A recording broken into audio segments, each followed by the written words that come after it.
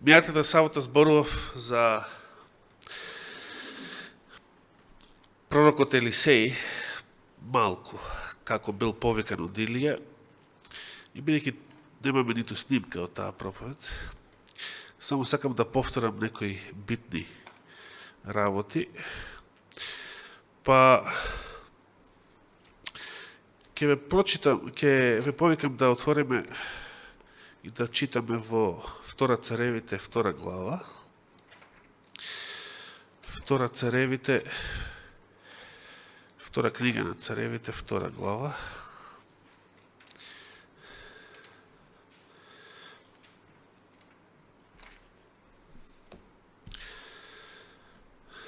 Откако бил повикан и ги напуштил плугот и орањето, бидејќи на Илија му беше речено да го помаже сирискиот, новиот сириски цар, новиот израелски цар, и третото беше помажи го Елисеј за пророк место тебе, или на твое место.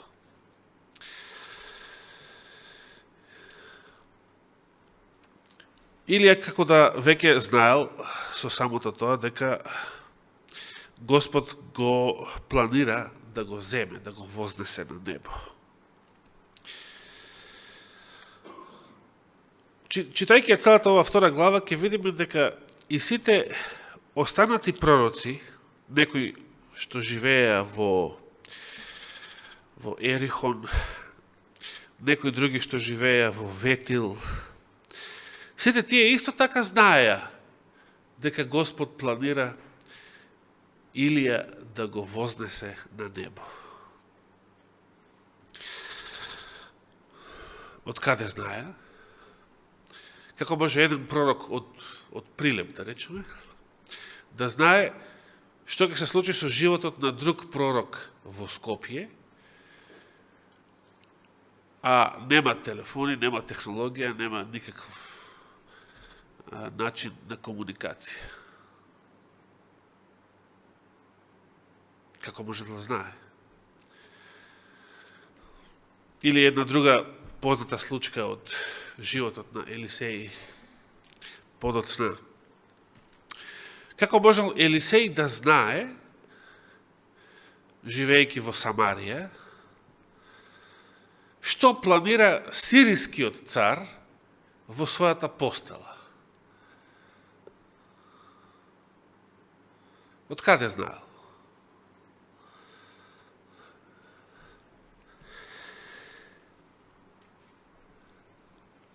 Продолжувајќи понатаму, Илија му предлага на Елисеј: остани кај овие пророци, остани кај тие 50 души пророчки синови. Но Елисеј не сакаше да остане. Туку се колнеше, велејќи се колнам во живиот Господ и во твојата жива душа нема да те оставам. И уште еднаш Илија му го кажува истото: остани сега кај овие другите, значи првите беа во Ветил, другите беа во Ерихон, остани и кај нив. Елисеј истото: се колнам во живиот Господ и во твојата жива душа нема да те оставам.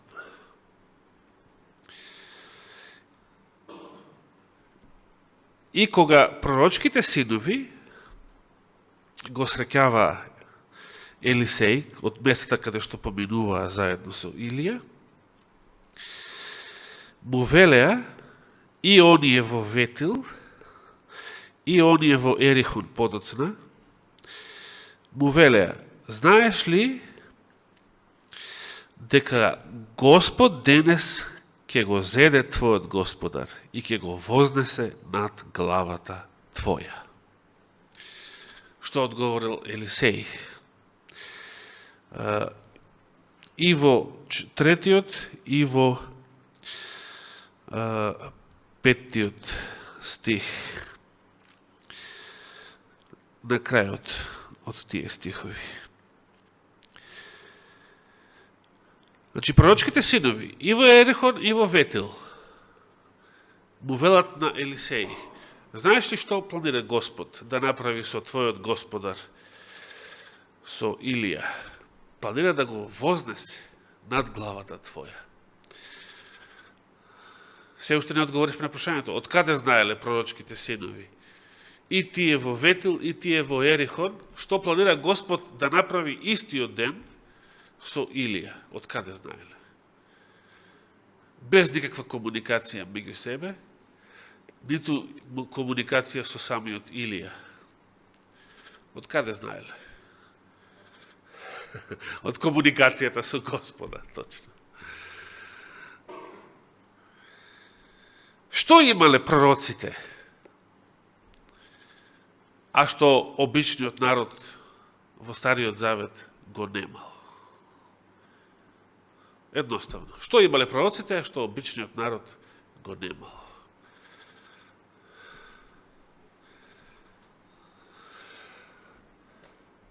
Што го прави пророкот пророк? Како? Врска со Бога? Светиот Дух. Светиот Дух. Значи, кога еден пророк помажувал друг пророк, како Илија Елисеј, новите пророци го добивале на некој начин, го добивале Светиот Дух. Тоа значило помазувањето. Од каде самиот Елисеј знаел што планира да направи Господ со Илија? Повторно со Светиот Дух. Уште кога Илија го помазал Елисеј, уште кога овој му станал слуга, значи чирак, уште додека Илија бил на земјата, Елисеј веќе го имал духот на пророштвото во себе. Го имал Светиот Дух. Што му вели ангелот на апостол Јован во Откровение, кога овој му се поклонил на ангелот? Значи, Јован, по втор пат, воодушевен, импресиониран од она што го гледа во визија,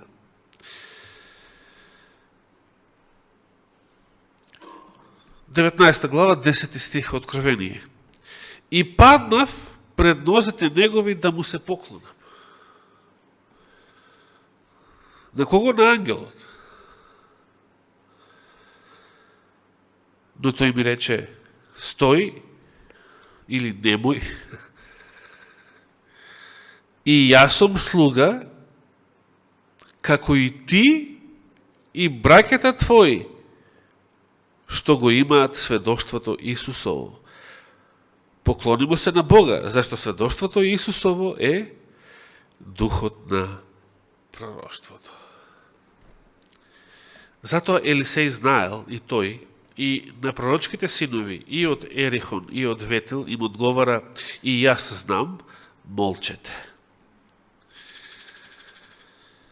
И зошто Елисеј не сакал да го напушти, да се раздели од Илија?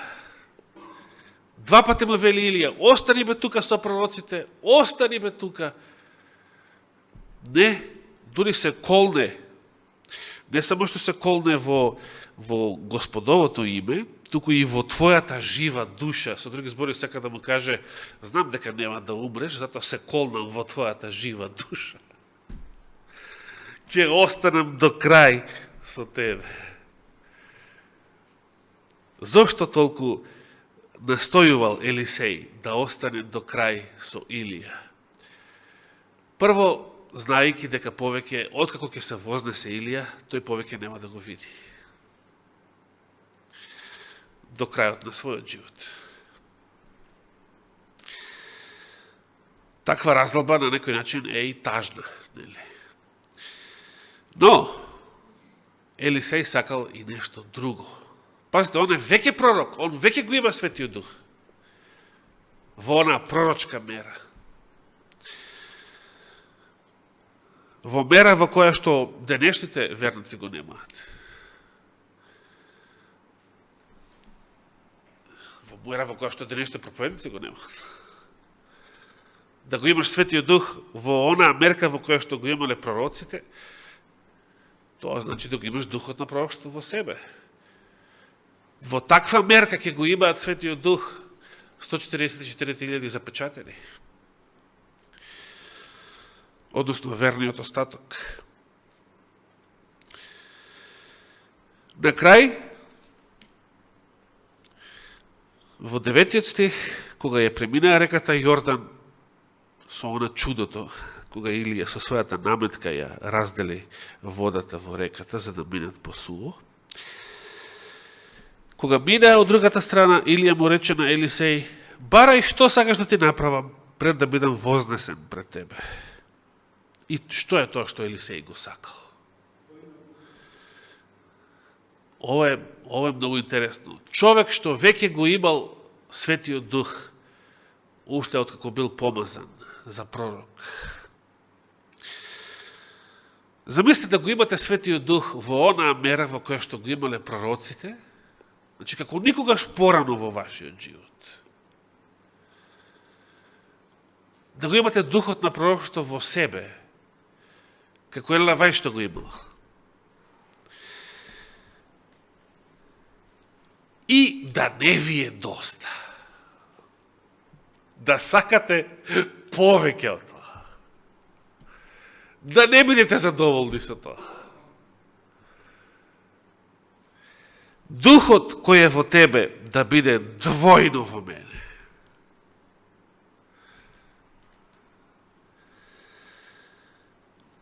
Прашање, дали ова би го нарекле дрскост? Дали ова дрскост? Кај Елисеј не.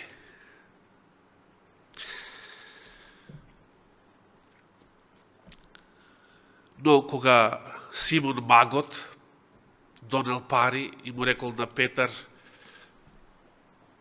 Петре, дај ми мене. Дај ми и мене, како се изразил? Таа власт. Дај ми и мене таа власт. Да можам и јас, само со положување рака, да правам, да паѓа, да се излева Духот Свети, врз кого год положам рака. И знаеме што му одговорил Петар. Зошто во едниот случај е дрскост, а во случајот на Елисеј е нешто што сите треба да го сакаме. Господ не охрабрува да го бараме од Отецот во Негово име, да го бараме кого? Светиот Дух. Се сеќавате, Господ рече, кој е тој родител? Кој што ако детето негово побара леп, ќе му даде камен. Може би не мислел буквално на камен, бидејќи камен не се јаде, не се джвака, но замислите некој стар, леп, исушен, тврд, не се ни джвака. Значи, кој е тој родител кога детето ќе ви побара леп, ќе му дадете таков тврд, исушен, бајат, дамнешен леп. Има таков родител? Кој е тој родител кога детето ќе му побара риба, овој ќе му даде змија. Има таков родител? И сега зашто ќе кажува Христос тоа? Што е споредбата? Со што прави споредба? И вели, така и Отецот небесен е волен или сака, тој самиот сака, да им даде што на оние кои што го молат, на своите деца. Што да им даде? Значи, што е споредбата? Што се рибата и лебот во случајов споредбата? Така и Отецот ваш небесен е волен, сака да им даде Дух Свети на оние кои што бараат. Единственото што ни треба е Светиот Дух, крштевање со Светиот Дух, и тоа е помазанието. Крштевањето со Светиот Дух и во Стариот и во Новиот Завет. Но разликата беше следнава. Кој се беше помазуван во Стариот Завет, да се подсетиме? Пророци, свештеници и цареви. Другите од Израел, другите израелци, некој што не бил ниту пророк, ниту цар, ниту свештеник. Значи, повеќето израелци, не. Во Новиот Завет, кој се е помазуван во Новиот Завет? Болните, ги знаеме тие стихови, во Јаков, има и во Маркош 6.13, има еден случај.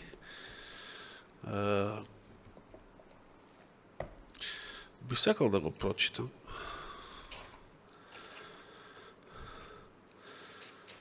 Маркош 6 глава, 13 стих. Се вели: и каде и да влегуваше Исус со своите ученици, во села, во градови или населби. Ви го кажав стихот? 6 глава, 13. Изгонуваа многу нечисти духови и многумина болни помазуваа со масло и лекуваа.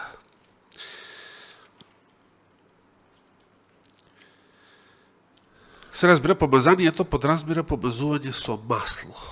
Тоа значи изразот, помазание. Иако, во Новиот Завет може да сретнете помазување, кога му ги намачка очите, се користи во некои преводи изразот ги помазал. Со калта очите на слепородениот. Или во Откровението пораката до Лаодикејската црква намачка и ги своите очи со очната маст, за да гледаш. Но тука не се подразбира масло, затоа не ги земаме обзир тие стихови. Дали знаете зашто се користело маслото најмногу во обичниот живот на старите израелци од библиски времења? Зашто се користело масло воопшто? Зашто најмногу се користело масло? Како? За светлина, за палење. До тоа во храмот, во светилиштето. Но вака во обичниот живот, значи независно од богослужение, од светиња, во обичниот живот, приватно, зашто израелците најмногу користеле масло? Дали знаете зашто? Точно да се мачкаат, не го користеле за јадење, не дека никогаш не го користеле за јадење, туку најмногу го користеле за мачкање. Уште таму во проклетствата што му ги кажува Господ на Израел, кога им кажува и благослови, ако бидат послушни, и проклетства, ги споменува и житото, и виното, и маслото. И вели, например, ке ти роди нивата, ке имаш жито, но нема ти да го јадеш. Ке ти го јадат окупаторите, непријателите и така натаму. Ке ти роди лозата вино, буквално така вели, че не ги споменува гроздовите како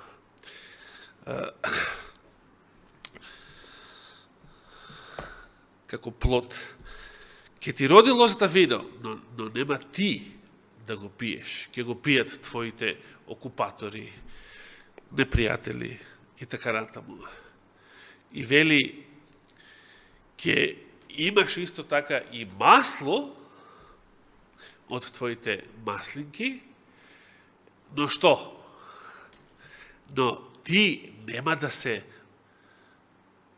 помазуваш со него. Значи, тоа била најчесто употребуваната функција на маслото. Луѓето си се мачкале со масло. Еве да видиме такви примери во Христовиот живот. Кога Христос, самиот Христос, според оно што е запишено во Евангелијата, буквално бил помазуван со масло. Да, еве ќе отвориме Лука 7 глава, 38 стих.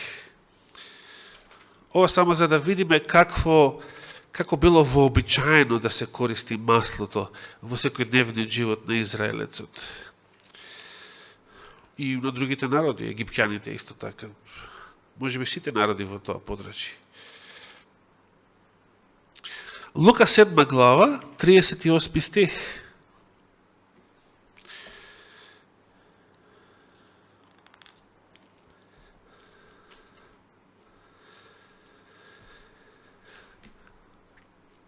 Значи, во домот на Симон Фарисејот, 37 стих, ете една жена од градот која беше грешница, што дозна дека тој седи на трпеза во куќата на Фарисејот, донесе сат од алабастер со миро, па застана одзади покрај неговите нозе плачејки, почна да ги мие нозете негови со солзи и ги триеше со косата своја, и ги целиваше и помазуваше со миро, односно со масло. Тоа е некој стар православен збор, миро. За масло. Јас ке велам масло.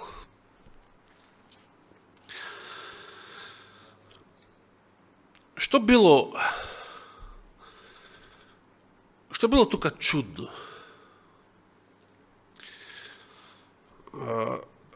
Само во употребата на маслото. Подоцна Марија, сестрата на Лазар, ќе го направи истото. И Јуда што ќе прокоментира? Колку е, какво расипништво е ова. Маслото било нешто што не се користело за мачкање на нозе, туку за мачкање на што?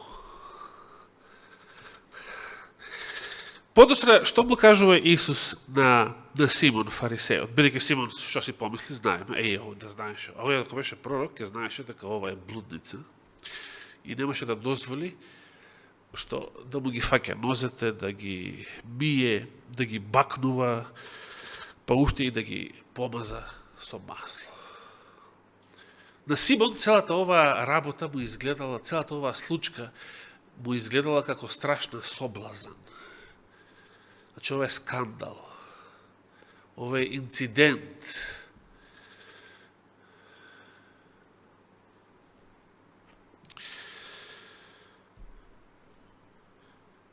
Исус подоцна му вели, откако му ја кажа прва параболата со 20 должници. Ја гледаш ли оваа жена? Влегов во твојот дом, ти ни вода за нозете не ми даде. Гледаш, што се користало за нозете? Нозете нели од сандали биле прашливи, не оделе по асфалт тогаш. И секојаш кога се влегувало во некој дом на гости, домакинот или ако имал слуги, слугите негови, на гостинот му ги биеле нозете. Зашто? Бидејќи се прашливи, имало практична потреба. За нозете се користала вода. Значи, ја гледаш ли ова жена, влегува во твојот дом, ти ни вода за нозете не ми даде. Ова како да било овој Симон искржавец. Понекал да троши ни вода за гостина. Иако он го покани Исуса кај него, ако се вратиме 36 стих, еден од фарисеите го покани да јаде кај него дома. А таа со солзи ми ги обли нозете и со косата своја ги истри. Ти не ми даде целив, каде се цели, каде се бакнува човек, обично. Во образ. Ти не ми даде ни целив, а таа откако влегов не престана да ги целива нозете мои. И сега 46 стих, забележите. Што било вообичаено? Ти со миро, вели овој превод, ти со масло не ја помаза главата моја. Значи, главата се мачкала со масло.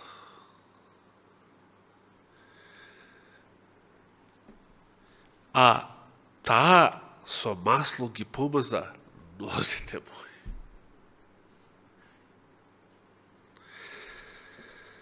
Тоа била вообичаена употреба. Се сеќавате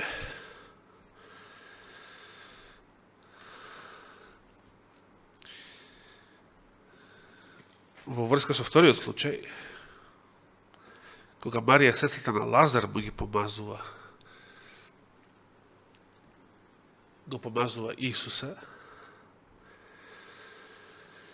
и Јуда, се разбира, ја шири таа пропаганда и меѓу учениците дека тоа е расипништво и така натаму. Исус вели дека тоа што таа го направила имало конкретна цел, пророчка цел. Значи, иако самата Марија не знаела не ја знаела самата таа цел. Значи, било нешто што било Божјо провидение. Таа однапред вели го помаза телото мое за што? За погребение. Значи, што било вообичаено? Друга вообичаена употреба на маслото во Стариот Израел, да се помазуваат починатите, покојните тела, да се помазуваат пред да бидат погребани. Но зашто жените не можеа да го помазат Христовото тело откако веќе умрел? Читаме, да не отвараме Лука 23, 43, односно пред тоа. Веќе фатило сабота, тие ги подготвија маслата, мирисите, сето тоа што требаше, но фатило сабота и Лука пишува, остана во мир или почина според заповед. Но не мислеја така да го остават Христовото тело. Непомазано. И зато кога помина саботата, што направиле? Затоа ги викаат во православието жените мироносици, така ги викаат. Рано наутро, во првиот ден од седмицата, ги носеа со себе своите масла, мириси и така натаму, и имале само еден проблем, за кој што зборувале по пат. Не само што не знаеле, туку не ни очекувале дека Христос е веќе воскреснат. Кој ќе ни го тргне овој камен што стои на влезот во Јосифовиот гроб? Тоа бил единствениот проблем. Ниту знаеле дека свештениците и фарисеите побарале стража од Пилат. Не знаеле дека стража имало. Мисле дека ќе го видат гробот затворен и само единствен проблем им било кој ќе го тргне каменот. Не знаеле дека имало стража, дека таа стража се онесвестила при Христовото воскресение.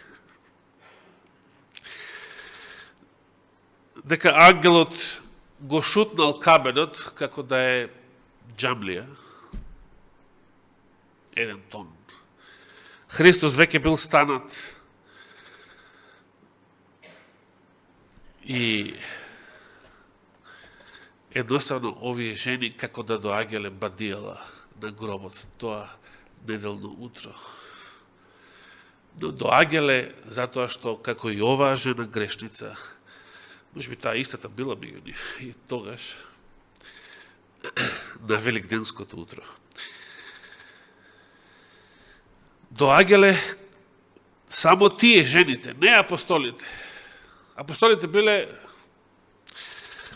првите неверници со партиска книжка. Дури кога им кажувале подоцна жениве, Господ воскресна, овие не верувале. Кога па поверувале, да видам па да поверувам, и му кажувале на Тома, кој што не беше тогаш со нив, овој беше уште поголем комунист и од останатите.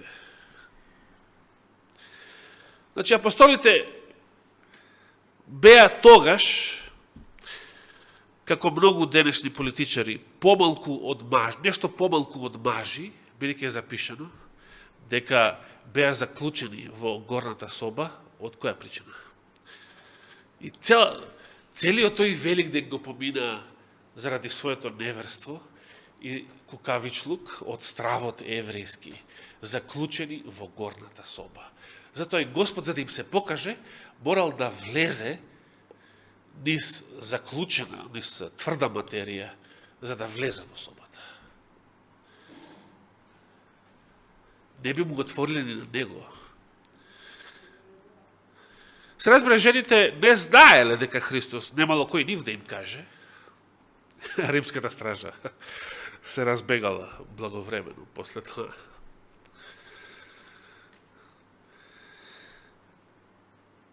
Значи, не биле виновни за неверување. Меѓутоа, жените имале најголема љубов за Христа. Од сите негови следбеници. Тие жени не сакаа да го остават неговото тело непомазано.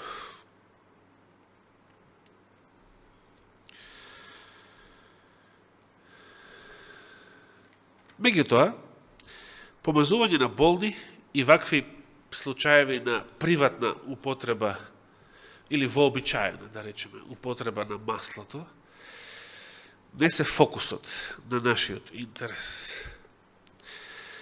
Фокусот на нашиот интерес е кога во Новиот Завет се помазувале луѓе и кои се како верски чин. Значи, како сакрамент, како свет чин. Бидејќи и помазанието на пророците, и помазанието на свештениците во Стариот Завет, па и на царевите, било свет чин.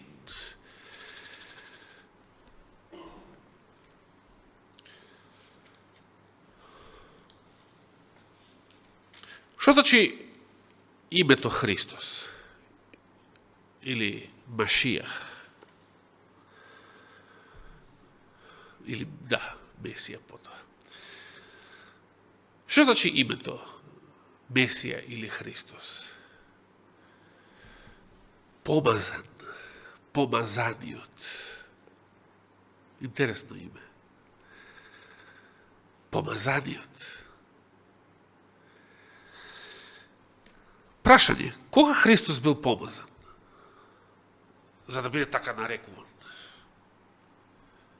Помазаниот. При тоа, не мислејќи сега, затоа ги спомнав тие однапред, не мислејќи на овие приватни ситуации, кога буквално го мачкале неговото тело со масло. Тоа не било верски чин. Кога Христос бил помазан, што ме наречен помазаникот? Што тоа значи неговото име?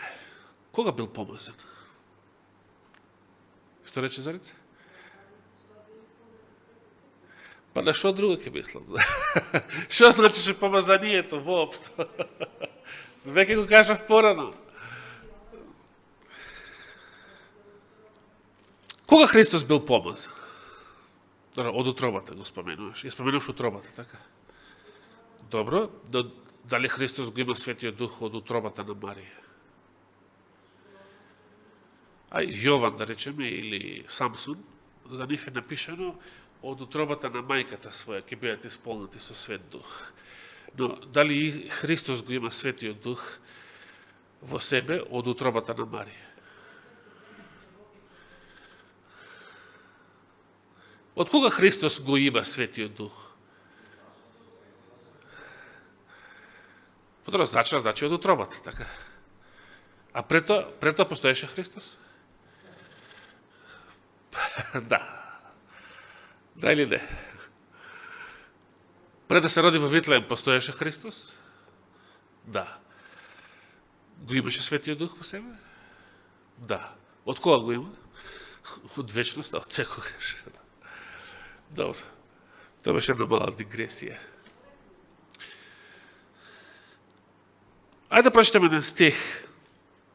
Да отвориме Дела апостолски 4.27.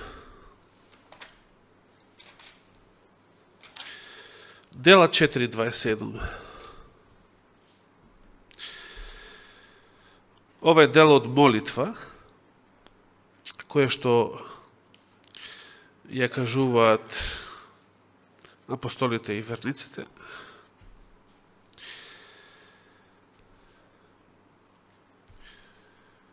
Например, ќе почнеме читаме 26 стих, се дигнаат царевите земни и кнезовите се собраа заедно против Господ и против кого?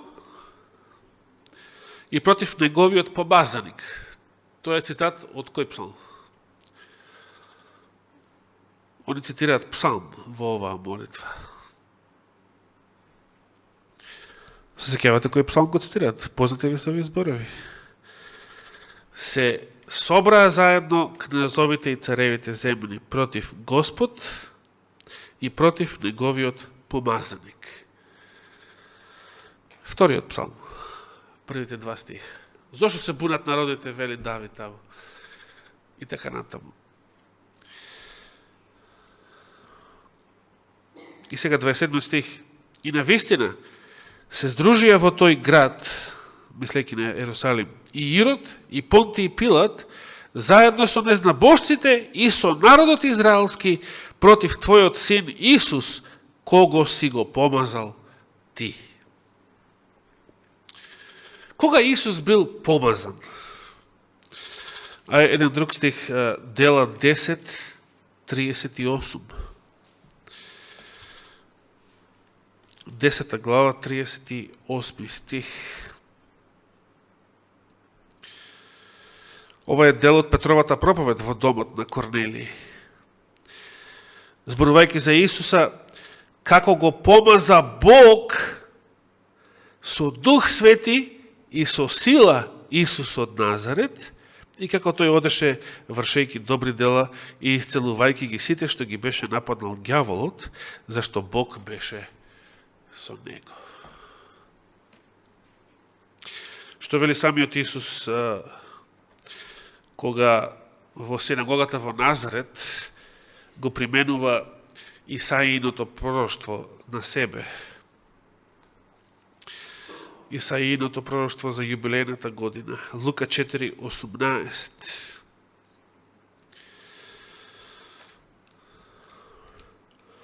Дали во тоа пророштво е споменато помазанието? Лука 4 глава 18 стих.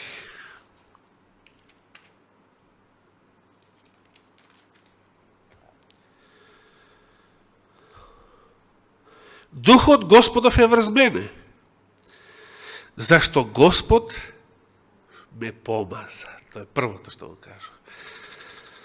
Ме прати да им соопштам радостна вест на бедните, ме прати да им проповедам на заробените ослободување и на слепите прогледување, да ги пуштам на слобода на патените. Господ ме помаза. И уште еден стих во врска со Христа, Евреите 1:9, Евреите 1 глава, 9 стих. Од сите овој стих посебно ми се допаѓа.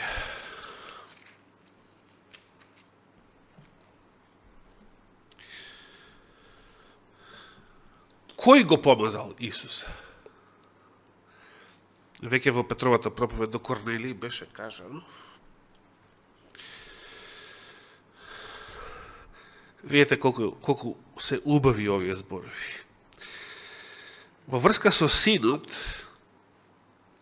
Твојот, осмиот стих вели, а за синот е речено што?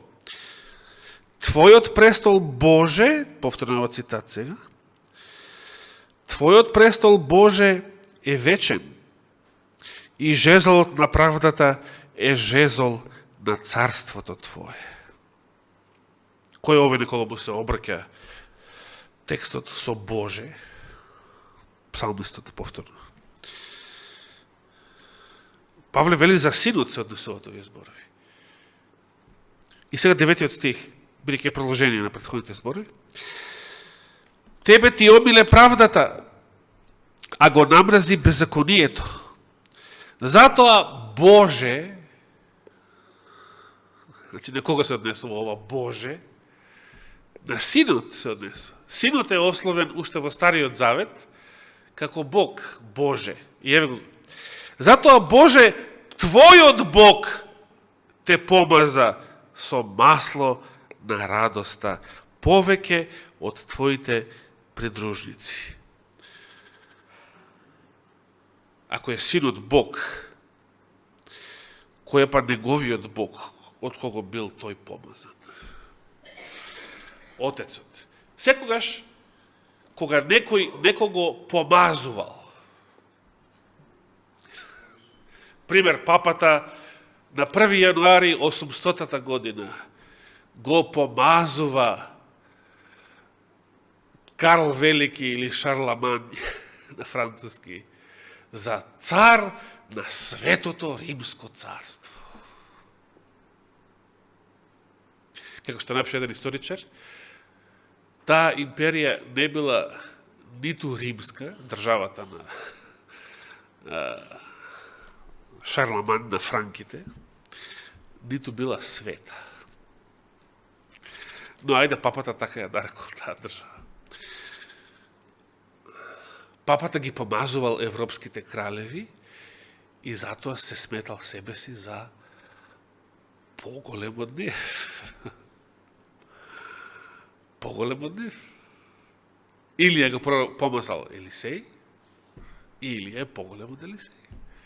Така. Самуил го помазал Саул, потоа Давид. Тој е поголем од нив. Кој момент од Христовиот живот ќе го издвоиме како времето кога Христос бил помазан?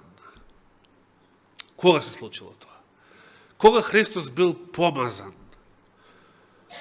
Како? Точно. При Христовото крштевање. Тогаш Христос бил помазан со Светиот Дух, како што прочитавме. Маслото било само символ на Светиот Дух. Тоа нема потреба да го докажуваме, тоа веќе го знаете, нели? Маслото е символ на Светиот Дух. Кога Христос се крштевал, никој буквално не истурал масло врз неговото тело. Немало таков обред. Јован Крстителот не ја зел масло да го помазува Христа, да истуре врз главата него како Самуил врз Давид, например, и така натаму. Во Стариот Завет се помазувале свештеник, пророк и цар. Христос бил сето тоа. И свештеник, и пророк, и цар. Единствениот израелец кој што имал право во Божји очи да ги има сите три функции, е само Божјиот син. И некој Господ забранил во Стариот Завет царот да се занимава со свештеничка служба, односно како Саул кога сгреши и не чекајќи го Самуил, го загуби трпението и Саул ја принесе жртвата на олтарот Господов пред битката со филистејците. Значи, кога Христос се крстил, тоа што бил со вода како и другите, не е битното. Јован и другите ги крштевал со вода, меѓутоа тие не примале Свети Дух. Битното е, кога Христос се крстил, бил крстен со Светиот Дух, тоа е битното. Како што велевме и порано, тоа е христијанското крштевање. Христијанското крштевање не е крштевање со вода, иако се уште со вода се крштаваме, и Господ така ни заповеда, но тоа не е она што крштевањето го прави христијанско. И евреите го имале крштевањето со вода. Разликата е што крштевајки се во името на Отецот, Синот и Светиот Дух, христијанинот и христијанката го примаат Светиот Дух. Тоа е разликата. Според тоа, во Новиот Завет, кој се е помазуван? Кој се е помазуван? Дали само проповедниците? Бидејќи тие велеа, не кревај рака на Божиот помазаник. Нели? Во Новиот Завет, сите верници се помазани со Светиот Дух. Ако биле крстени со Светиот Дух, тука е големата разлика. Ако сме биле крстени со Светиот Дух, сме биле помазани со Светиот Дух. Не сите се крштевале, кога се крштевале со вода, се крштевале и со Свети Дух. Но сите имаат право да се крстат. Значи и последниот лаик има право да се крсти, да бара од Господа, да сака, ако сака, да се крсти со Светиот Дух. Почнувајќи од Корнелија, сите незнаборци кои што поверувале, прво го примале Светиот Дух, а дури потоа со вода. Но и првите верници пред Корнелија, значи само обрезаните христијани, кога црквата се состоела само од такви, да се подсетиме, само и тие, кога се крштевале со вода, дали веднаш го примале Светиот Дух? Ево, сум зборувал и порано на таа тема. Дали кога се крштавале евреите кои што го прифаќаа Христа, кога се крштаваа потоа во Негово име, дали веднаш го примаа Светиот Дух? Се сеќавате? Еве, за помош, го споменав Симон Магот во оваа проповед. Се сеќавате дела 8 глава или заборавите? Во дела 8 глава, не мислев да го читам пак ова, мајки го прочитам.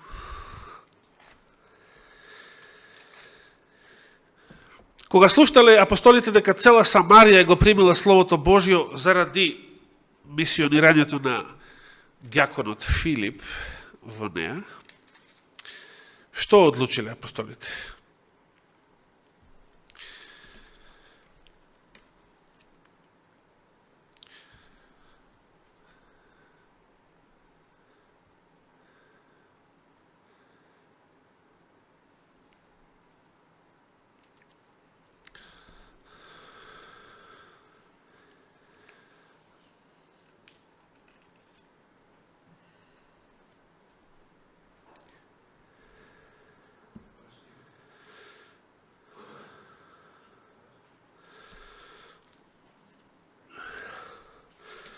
Много ме буни овој превод, чудо нешто. Во ред 14 стих, да. Кога слушна апостолите што беа во Иерусалим дека Самарија го примила Словото Божјо, ги пратија кај нив Петар и Јован. Тие штом слегоа, се помолија за нив, за да го примат Духот Свети. Значи, веднаш не го примале со самото крштевање, со вода.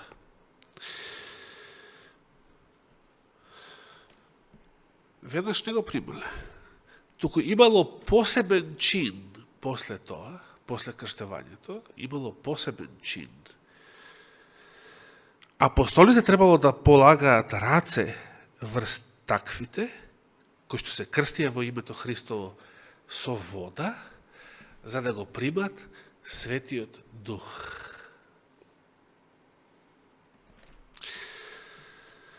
И сега видите колку ние луѓето сме склони Божјата благодат да ја формализираме, да стане формалност.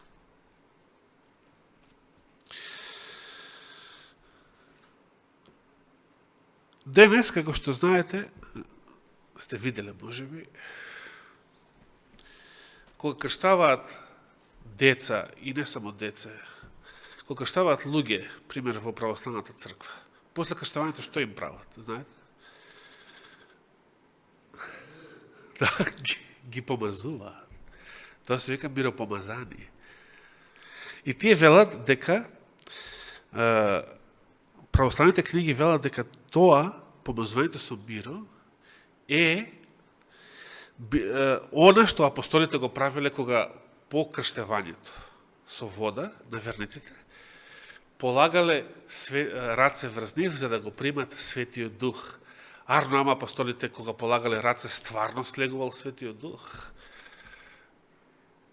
Маслото било само символ.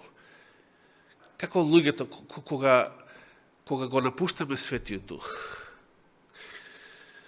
кога заладува таа прва љубов, потоа само продолжуваме да живееме еден формален живот. И сега се врати православието на маслото од Стариот Завет. Но никаде не прочитавме до сега, освен за приватна употреба,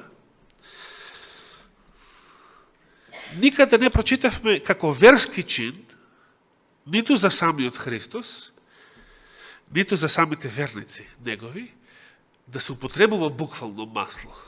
Никаде не прочитавме. И Христос беше крстен со Светиот Дух, кога слезе Светиот Дух врз него, и верниците го прима, се крштаваа со Светиот Дух, кога апостолите положуваа раце врз нив. Нема масло никаде, употреба на масло во верски чин, освен за болните, тоа е друг случај, и за приватна употреба, како што читавме порано. Христос, бидејќи споменавме денес лицемерите, Христос во Матеј 6:17, беседата на гората, нели, а ти кога постиш, што да направиш? Ти намачкај ги образите своји, лицето свое со масло. Зошто? За да, кога се појавиш во јавност, додека постиш, надвор, да не сетат другите дека постиш.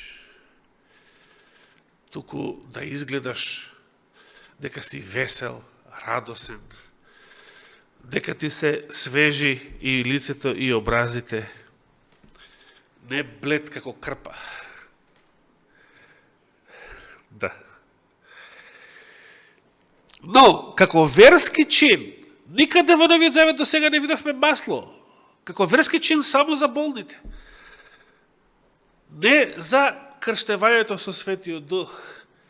Крштевањето со Светиот Дух било вистината. Маслото беше символот. Маслото е во Стариот Завет.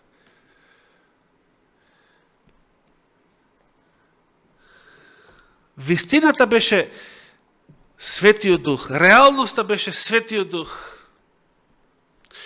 Немам против да се користи масло за помазување на верниците, но дали слегува Светиот Дух? Кога Илија го помаза Елисеј, Светиот Дух слегува врз Елисеј. Но дали слегува Светиот Дух? Кога денес група проповедници ќе ракоположат нов проповедник на некој адвентистички собор, дали слегува Светиот Дух? Светиот Дух е она битното. Крштевањето со Светиот Дух, тоа е се за христијанскиот живот.